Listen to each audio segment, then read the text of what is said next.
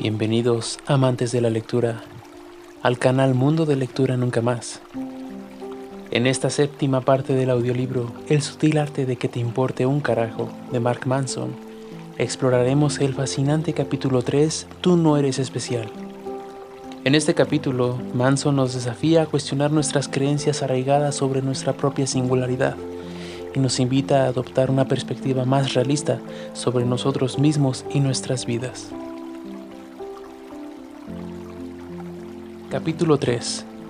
Tú no eres especial. Una vez conocí a un tipo.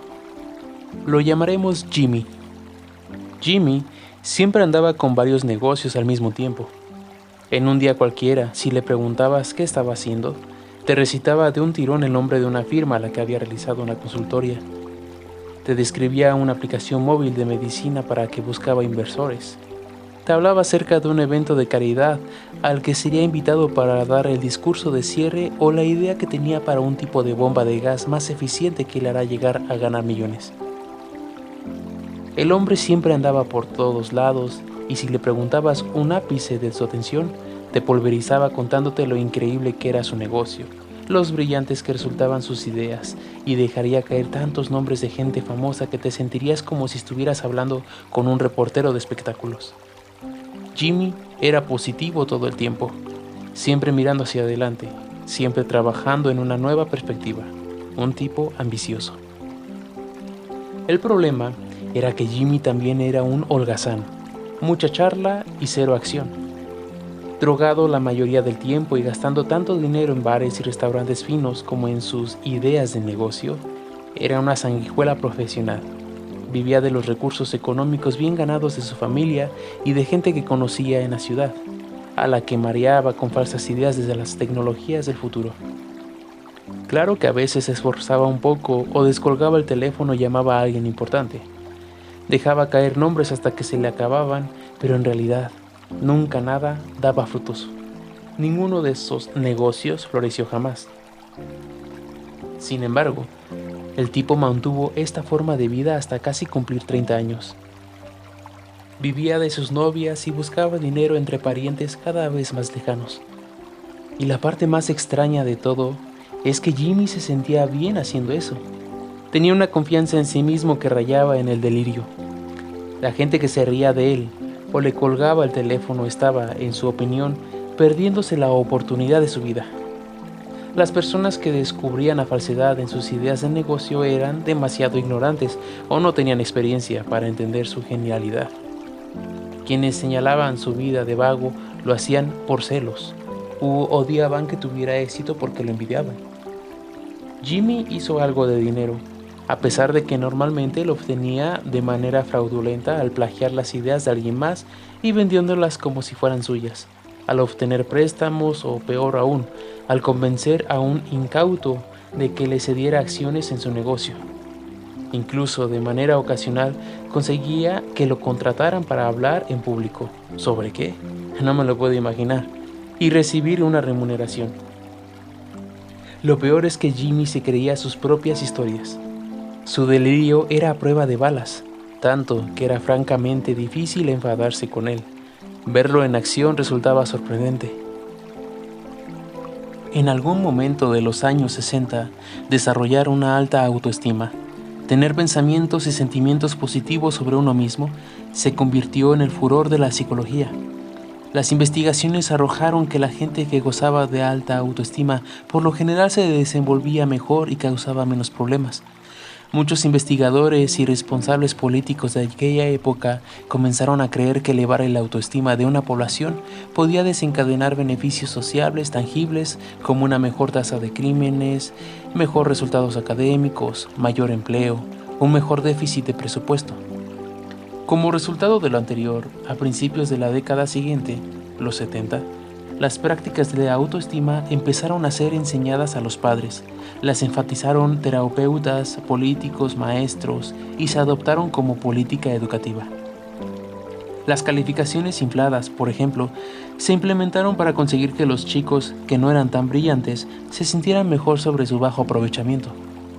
Se inventaron certificados de participación y trofeos falsos para actividades mundanas y rutinarias, Los niños recibían tareas tontas, como escribir todas las razones por las que creían ser especiales o las 5 cosas que les gustaba más de sí mismos. Los curas y sacerdotes predicaban en sus congregaciones que cada uno era único y especial a los ojos de Dios, y que estaban destinados a destacar por encima de la media. Surgieron seminarios de negocios y motivacionales. Se corrió el mismo mantra paradójico: cada uno de nosotros puede ser excepcional y masivamente exitoso. Una generación después, ya tenemos la información. No todos somos excepcionales. Resulta que el simple hecho de sentirse bien con uno mismo, en realidad, no significa nada a menos que tengas una buena razón para sentirte bien contigo mismo.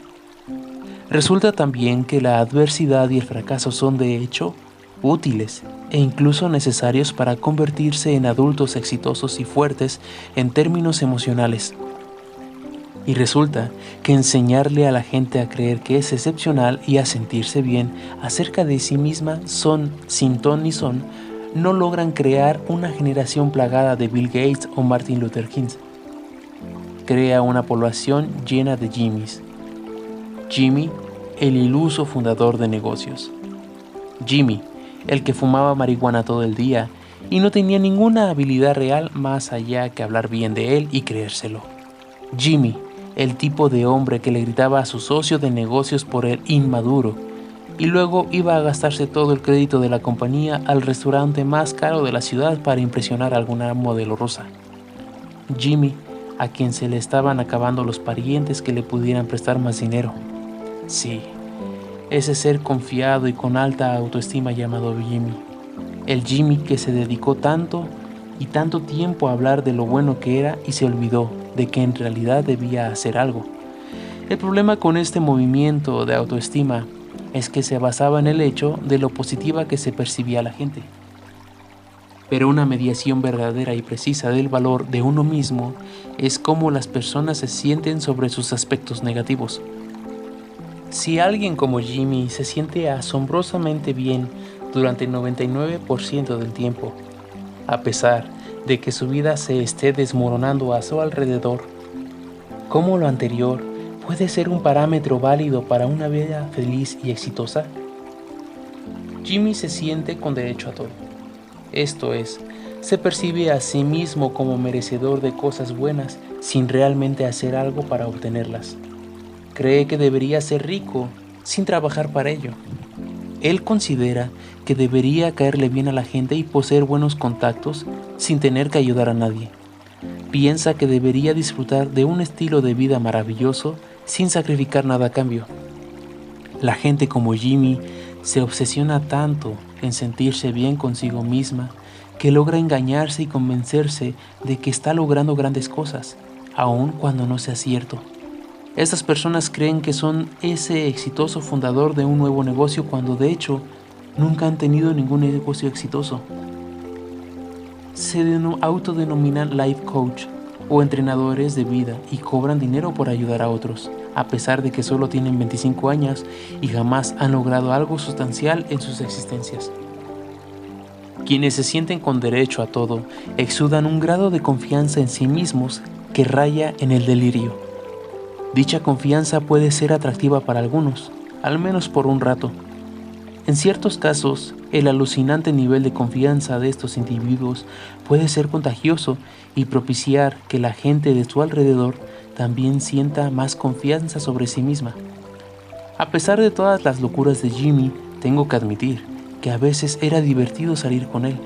Te sentías indestructible a su lado.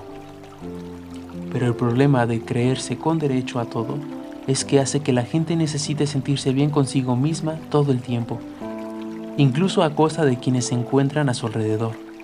Y ya que esta gente siempre necesita sentirse bien, termina gastando su tiempo pensando solo en ella misma. Después de todo, convencerte de que tu popó no apesta requiere mucha energía y trabajo, en especial cuando has estado viviendo en un inodoro. Una vez que las personas hayan desarrollado ese patrón de pensamiento, de interpretar constantemente lo que sucede a su alrededor como autoengrandecedor, es muy complicado sacarlas de ese círculo vicioso. Cualquier intento de razonar con ellas es visto simplemente como otra amenaza a su superioridad por personas que no puede, con los listos, talentosos, guapos, exitosos que son. Este sentirse con derecho a todo envuelve a las personas en una burbuja narcisista. Distorsionan todo para reforzarse a sí mismas. La gente que se cree con derecho a todo ve cada situación en su vida como una afirmación de o una amenaza para su propia grandeza. Si algo bueno les ocurre, es por alguna hazaña maravillosa que consiguieron, y si algo malo les sucede, es porque alguien está celoso e intenta derribarlos. Este sentimiento es impasible. Las personas que se sienten con derecho a todo se engañan con cualquier cosa que alimente su sentido de superioridad. Mantienen esta fachada mental a cualquier coste, incluso si a veces requiere ser física o emocionalmente abusivo con los que lo rodean. Pero esta es una estrategia fallida. Es otra forma de droga mental. Esto no es felicidad. La verdadera medida del valor propio no se basa en cómo esa persona se percibe respecto a sus experiencias positivas, sino cómo se siente en relación a las experiencias negativas. Una persona como Jimmy se esconde de sus problemas y se inventa exitosos ficticios en cada esquina. Y como no puede afrontar sus adversidades, sin importar lo bien que se sienta consigo misma, es débil.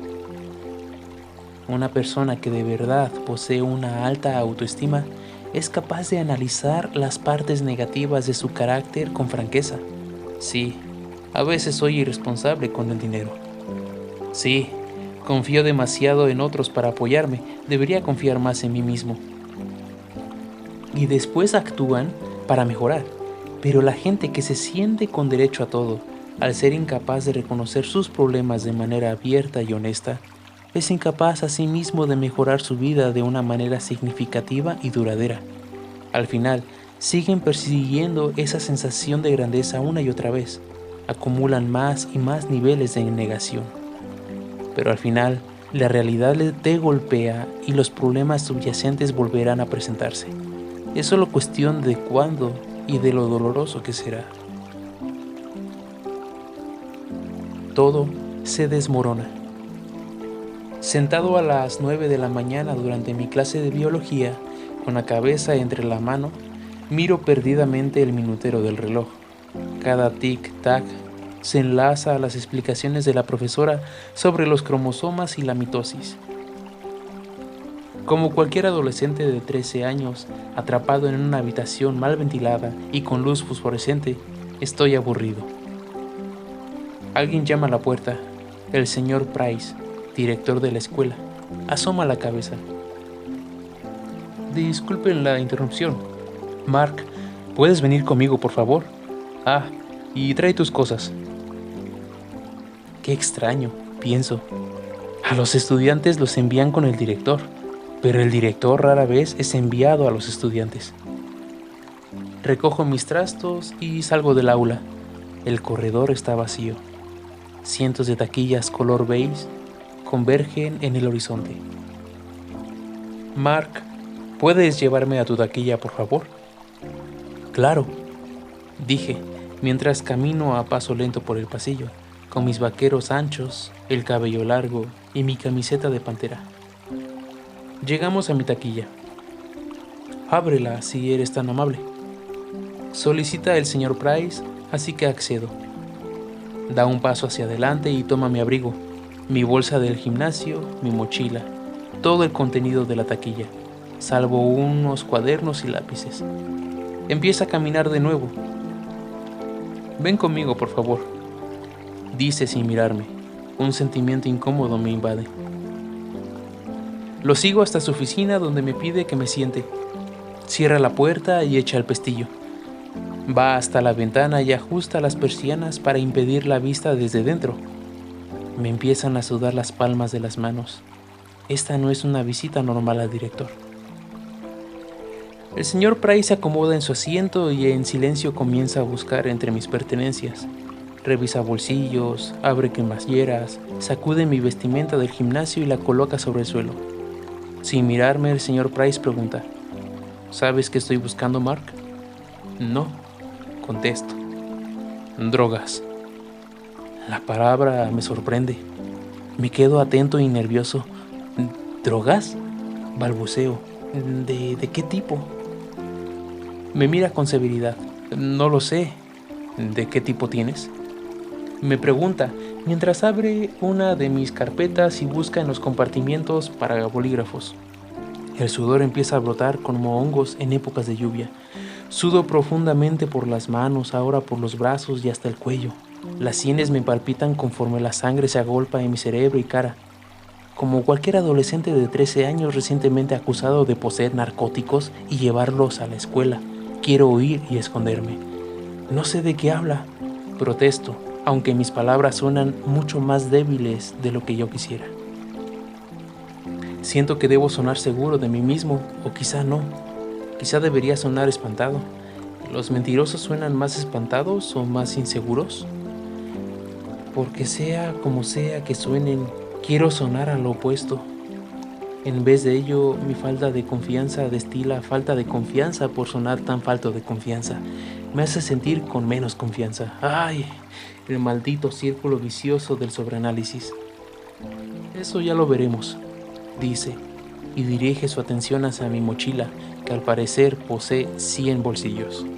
Cada uno de ellos está lleno con su propio conjunto de tonterías de adolescente, plumas de colores, pedazos de papel con notas de qué nos pasamos en clase, discos compactos de los 90 con sus carcasas rayadas sobre rayadores secos, unos cuadernillos de dibujo con la mitad de las hojas arrancadas, polvo, pelusa y porquería acumulada durante mi exasperante y tortuosa existencia escolar. Debo estar produciendo sudor a la velocidad de la luz, porque el tiempo se extiende y se demora de tal forma que lo que eran meros segundos a las 9 p.m. en el reloj de la clase de biología ahora parecen eones paleolíticos. Y estoy creciendo y muriendo a cada minuto. Solo estamos el señor Price, mi mochila, que parece no tener fondo, y yo. En algún punto cerca del periodo mesolítico, Price termina de registrar mis pertenencias. Sin haber encontrado nada, se le nota nervioso. Le da la vuelta a la mochila y deja caer toda mi porquería sobre el suelo. Ahora suda tan profundamente como yo, excepto que en lugar de mi terror está su ira. Así que no traes drogas hoy, ¿eh? Trata de sonar casual. En negativo, contesto con el mismo tono. Entonces extiende mis cosas. Separa cada artículo y los apila junto a mi ropa de deporte. Mi abrigo y mi mochila ahora yacen vacíos y sin vida en su regazo. Suspira y se queda mirando hacia la pared.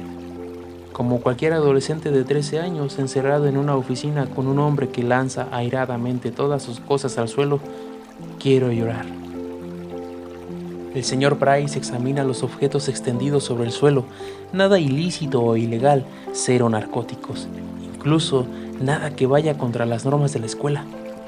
Suspira y deja caer el abrigo y la mochila también al suelo. Se agacha y pone los codos sobre las rodillas para encontrarse cara a cara conmigo. Mark, te daré una última oportunidad de ser honesto conmigo. Si eres honesto, esto resultará mucho mejor para ti. Pero si estás mintiendo, entonces será mucho peor. Como si fuera premeditado, trago saliva. Ahora dime la verdad, demanda Price. ¿Trajiste hoy drogas a la escuela? Conteniendo las lágrimas y ahogado los gritos que quiero escapar de mi garganta, me enfrento a mi verdugo y con una voz suplicante que muere por ser revelada de estos horrores adolescentes le digo: no tengo nada de drogas, no tengo ni idea de lo que habla. De acuerdo, dice, dejándose vencer. Supongo que puedes recoger tus cosas y retirarte. Le da una última y larga mirada a mi mochila, que yace tendida en el suelo de su oficina, cual promesa rota. Pone casualmente la punta de sus zapatos sobre mi mochila. Le propina unos golpecitos, en un último esfuerzo por encontrar algo. Yo espero con ansia que se levante y se vaya para poder seguir con mi vida y olvidar esa pesadilla. Pero su pie se topa con algo. ¿Qué es esto?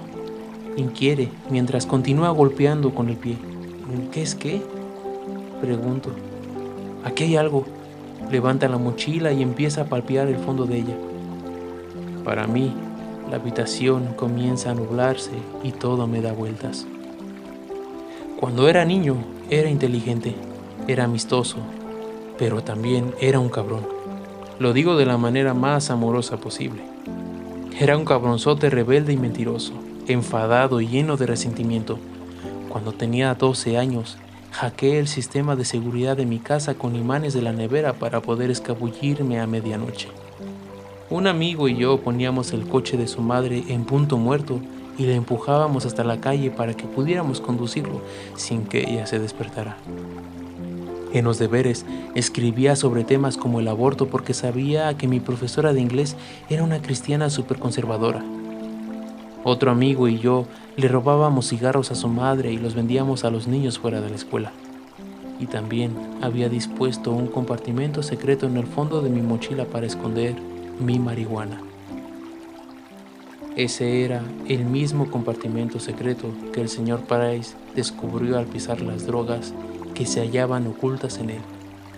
Yo había mentido, y tal como prometió, Price no tuvo piedad. Un par de horas después, como cualquier adolescente de 13 años, esposado en el interior de un coche patrulla, creí que mi vida había terminado. Y de alguna forma no estaba tan equivocado. Mis padres me castigaron en casa, no tendría más amigos en el futuro próximo, ya que fui expulsado de la escuela. Recibiría educación en casa, lo que quedaba del curso. Mi madre me obligó a contarme la melena y tiró todas mis camisetas de Marilyn Manson y Metallica, lo cual para un adolescente en 1998 equivalía a ser sentenciado a muerte por aburrido. Mi padre me arrastraba a su oficina todas las mañanas y me ponía a archivar documentos durante horas. Una vez que la educación en casa terminó, me inscribieron en una escuela pequeña, privada y cristiana donde, y supongo que no os sorprenderá, no encajé. Y justo cuando finalmente dejé la droga y había aprendido el valor de la responsabilidad y la disciplina, mis progenitores decidieron divorciarse. Cuento todo esto para que se comprenda que mi adolescencia apestó. Perdí a todos mis amigos, mi comunidad, mis derechos legales y mi familia en un lapso de 9 meses. En mis 20, mi terapeuta llamaría a esto una etapa verdaderamente traumática, y yo me pasaría más de una década trabajando en desenmarañarlo todo y tratando de convertirme en un desgraciado menos ensimismado que se cree con derecho a todo. El problema de mi vida hogareña de aquellos tiempos no fueron las cosas terribles que se hicieron o se dijeron. Peor aún, fueron todas las cosas terribles que necesitaron ser dichas y hechas, pero no lo fueron. La capacidad de mi familia para negar la realidad es equiparable a la manera en la que Warner Buffett genera dinero o las Kardashian teniendo sexo. Somos campeones en ello. La casa podría estar ardiendo en llamas con nosotros dentro y alguien habría hecho un comentario como: «Ay no, todo está bien. Quizá hace un poco de calor aquí, quizá, pero en serio, todo está bien». Cuando mis padres se divorciaron, no hubo platos rotos, portazos ni discusiones a gritos sobre quién había engañado a quién. Una vez que a mi hermano y a mí nos aseguraron que no era nuestra culpa, tuvimos una sesión de preguntas y respuestas. Sí, leíste bien. Sobre la logística de dónde viviríamos ahora y con quién. Nadie derramó una sola lágrima, nadie levantó la voz. Lo más cercano a una respuesta emocional que logramos observar mi hermano y yo en mis padres fue escuchar: «Nadie engañó a nadie». Ah, eso es bueno. Hacía un poco de calor en la habitación, pero de veras, todo estaba bien. Mis padres son buena gente. No los culpo por todo esto, ya no más, por lo menos. Y los quiero mucho. Ellos tienen sus propias historias, sus propios caminos y sus propios problemas, igual que los tienen todos los padres. Justo como sus progenitores a su vez lo tuvieron y los padres de sus padres, etc. Y como todos los padres, los míos, con las mejores intenciones, compartieron conmigo algunos de sus problemas, como seguro que yo haré con mis hijos. Cuando situaciones traumáticas de verdad suceden en nuestras vidas, empezamos a sentir inconscientemente que tenemos problemas que nunca seremos capaces de resolver. Y esta incapacidad asumida para solucionar tus dificultades causa que nos consideremos seres miserables e indefensos. Lo anterior también propicia que suceda algo más. Si tenemos problemas que no se pueden resolver, nuestro inconsciente cree que somos singularmente especiales o bien singularmente defectuosos, que no nos parecemos a nadie y que las reglas funcionan distinto con nosotros. En otras palabras, nos creemos con derecho a todo. El dolor de mi adolescencia me condujo a sentirme con derecho a todo, situación que perduró hasta mis primeros años de adulto. Mientras la creencia de Jimmy de sentirse con derecho a todo se daba en el campo de los negocios, donde él jugaba a ser un emprendedor de éxito, yo me sentía con el derecho a todo en mis relaciones, particularmente con las mujeres. Mi trauma estaba relacionado con la intimidad y la aceptación, así que experimentaba una constante necesidad de sobrecompensarme, de probarme a mí mismo que era amado y aceptado todo el tiempo. Como consecuencia, pronto me hallaba persiguiendo a las mujeres de la misma manera que un adicto se arrojaría a un hombre de nieve hecho de cocaína. Les hacía el amor con dulzura y luego rápidamente me asfixiaba en él. Me convertí en un jugador, inmaduro, egoísta y solo algunas veces encantador. Así inicié una larga serie de relaciones superficiales y enfermizas durante casi una década. No era tanto el sexo lo que me impulsaba, aunque el sexo resultaba divertido. Era el sentido de validación. Era deseado, era amado y por primera vez desde que podía recordar valía algo. Mi necesidad de validación rápidamente dio pie a un hábito mental de autoengendración y sobreindulgencia. Me sentía con derecho a hacer o decir lo que quisiera, de romper la confianza de la gente, de ignorar sus sentimientos y luego justificarme con disculpas malas y poco sinceras. A pesar de que este periodo ciertamente tuvo sus momentos de diversión, emoción y de que conocía mujeres fantásticas, mi vida era más bien un desastre total. A menudo no tenía trabajo, vivía en las salas de estar de mis amigos o con mi madre, bebía más de lo que debía, evitaba a mis amigos y cuando conocía a una mujer que de verdad me gustaba, mi egoísmo pronto echaba todo a perder. Cuanto más profundo es el dolor, más indefensos nos sentimos frente a nosotros y a nuestros problemas. Y para compensar ese dolor, nos creemos con más derecho a todo. Este sentimiento se da en alguna de dos formas. 1. Soy invencible y los demás son unos perdedores, así que merezco un trato especial. 2. Soy un perdedor y el resto del mundo es increíble, así que merezco un trato especial. Una forma de pensar opuesta en lo exterior, pero con el mismo relleno cremoso egoísta en el medio. De hecho, seguramente verás a esas personas ir de un sentimiento a otro y vuelta. O se sienten en la cima del mundo o el mundo está encima de ellos, según el día de la semana o lo bien que les esté yendo con su adicción particularmente en ese momento. Mucha gente identifica a Jimmy, y con razón, como un idiota asquerosamente narcisista por obvios delirios de grandeza. Lo que muchas personas no identifican correctamente es ese sentirse con derecho a todo en las personas cuando éstas se consideran inferiores e indignas en este mundo. Interpretar todo en esta vida solo para parecer victimizado de manera permanente requiere el mismo nivel de egoísmo que lo opuesto. Se necesita la misma energía y el mismo engrandecimiento delirante para mantener la creencia de que uno tiene problemas inconmensurables o asumir que no afrontas ninguno. La verdad es que no existe tal cosa como los problemas personales. Si tienes un problema, existen muchas probabilidades de que millones de personas lo hayan tenido en el pasado, lo estén padeciendo ahora y lo vayan a sufrir en el futuro. Muy probablemente, gente que tú conoces. Eso no minimiza el problema ni significa que no deba doler. Tampoco significa que seas una víctima legítima en algunas circunstancias. Solo significa que tú no eres especial. Con frecuencia, darse cuenta de esto, que tú y tus problemas no son mayores en severidad o dolor, es el primer y más importante paso para resolverlos. Sin embargo, por alguna razón, parece que cada vez más y más personas, en particular los jóvenes, están olvidando eso. Numerosos profesores y educadores han notado una falta de resiliencia emocional y un exceso de demandas egoístas en los jóvenes de ahora. No es poco común que ciertos libros sean retirados de un programa educativo por la simple razón de que hicieron sentir mal a alguien.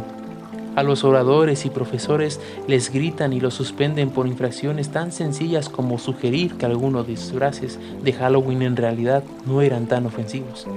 Los consejeros escolares notan que cada vez más estudiantes exhiben signos severos de estrés emocional sobre lo que en otras épocas eran experiencias propias de la rutina de las universidades, como una discusión con tu compañero u obtener una calificación baja en clase. Es extraño que en una época en la que estamos más conectados que nunca, sentirse con derecho a todo parezca mantenerse como la droga común. Algo acerca de la tecnología reciente parece permitir que nuestras inseguridades se descontrolen como nunca antes. Cuanta más libertad poseemos para expresarnos, más libres queremos ser para evitar tener que lidiar con alguien que pueda estar en desacuerdo con nosotros o que nos irrite. Cuanto más expuestos estamos a puntos de vista opuestas, parecemos estar más molestos de esos otros puntos de vista existan. Mientras nuestras vidas se vuelven más fáciles y más libres de problemas, más nos sentimos con el derecho de que éstas sean aún mejores. Los beneficios del Internet y de las redes sociales son fantásticos e incontestables. En muchos aspectos, este es el mejor momento para estar vivo. Pero quizás dichas tecnologías traen consigo consecuencias sociales no previstas. Tal vez estos avances tecnológicos que han liberado y educado a tantos simultáneamente refuerzan, más que nunca, ese sentirse con derecho a todo. La tiranía del excepcionalismo. Muchos de nosotros somos bastante del montón en las cosas que hacemos. Incluso si eres excepcional en algo, la probabilidad es que seas del montón o mediocre en la mayoría de las otras cosas. Esta es simplemente la naturaleza de la vida. Para ser de verdad bueno en algo, debes dedicarle toneladas de tiempo y energía, y como tenemos un tiempo y una energía limitados, en realidad pocos nos volvemos excepcionales en más de una cosa, si es que lo logramos. Podemos decir que existe una improbabilidad estadística de que una sola persona sea extraordinaria en todas las áreas de su vida o incluso en varias. Los empresarios brillantes por lo general son unos fracasados en sus vidas personales. Los atletas extraordinarios son normalmente superficiales y tan tontos como una piedra lobotomizada. Muchas celebridades seguro que están tan desorientadas en sus vidas como la gente que se deslumbra con ellas y sigue todos sus movimientos. Todos somos, en la mayoría de los casos, gente del montón. Y son los extremos los que acaparan toda la atención. Claro que esto ya lo sabíamos, pero rara vez lo pensamos o hablamos al respecto, y ciertamente nunca discutimos por qué podría ser un problema. Es magnífico tener acceso a Internet, Google, Facebook, YouTube y a más de 500 canales de televisión, pero nuestra atención es limitada. No hay manera de que podamos procesar las inmensas olas de información que nos rodean constantemente. Entonces, los únicos ceros y unos que logran romper la barrera y captar nuestra atención son las piezas de información de verdad excepcionales, aquellas en el porcentaje 99.999. Todo el día, cada día, nos vemos inundados con lo realmente extraordinario. Lo mejor de lo mejor, lo peor de lo peor. Lo más impactante de las capacidades físicas, las bromas más hilarantes, las noticias más trascendentes, las amenazas más aterradoras, sin parar. Nuestras vidas hoy están llenas de la información de los extremos de la experiencia humana, porque en el negocio de los medios eso logra que abras los ojos con sorpresa y atrae los dólares. Esa es la verdad última. Sin embargo, la vasta mayoría de la vida reside en el monótono medio. La vasta mayoría de la vida no es extraordinaria, de hecho, es bastante normalita.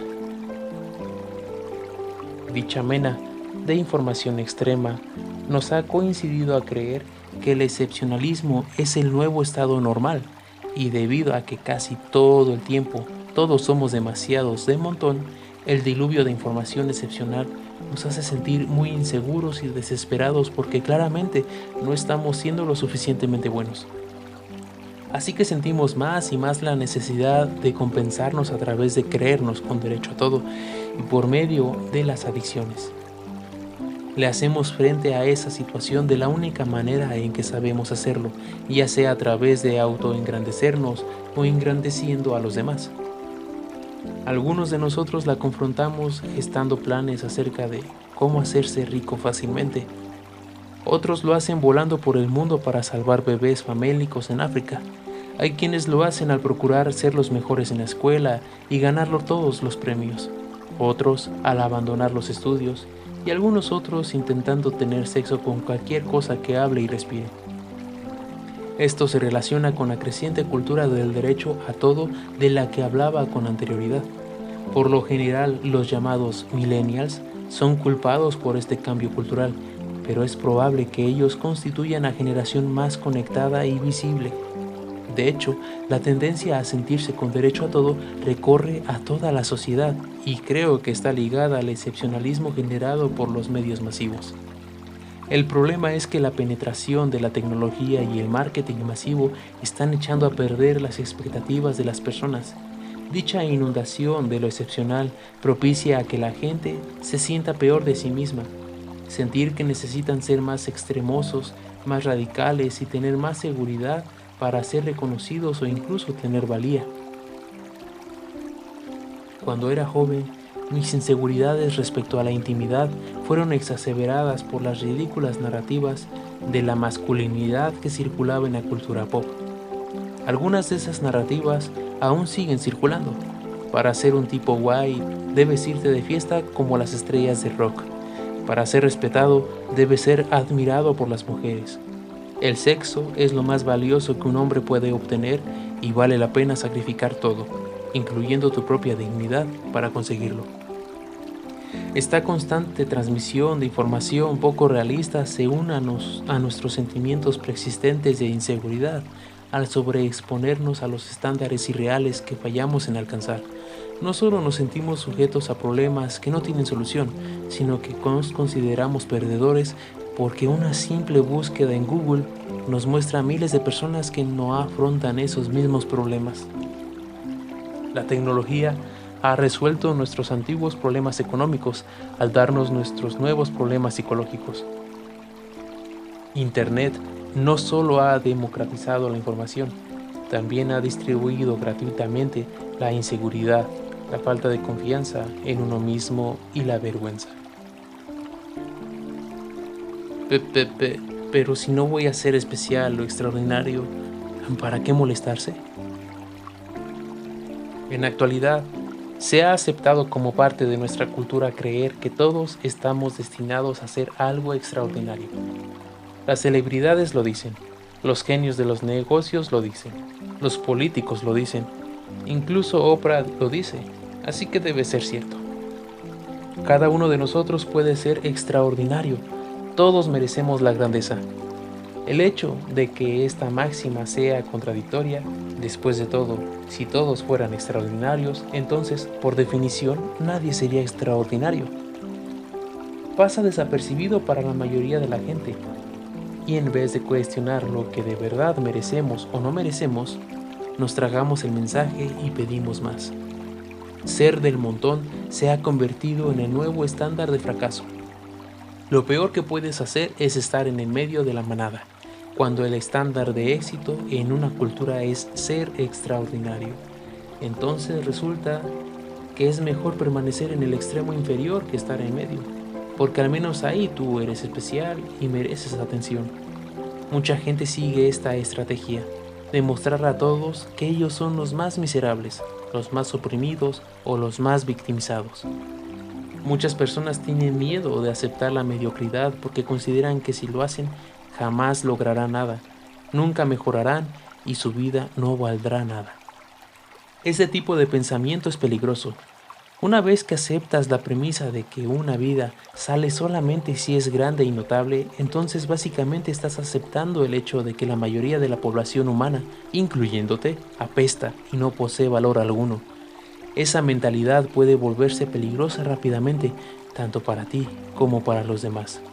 Las raras personas que sí se vuelven de verdad excepcionales en algo, lo hacen no porque crean que son excepcionales, porque el contrario, se tornan asombrosas porque están obsesionadas con la mejoría. Dicha obsesión nace de la creencia infalible de que no son, de hecho, grandes en absoluto. Es el antisentirse con derecho a todo.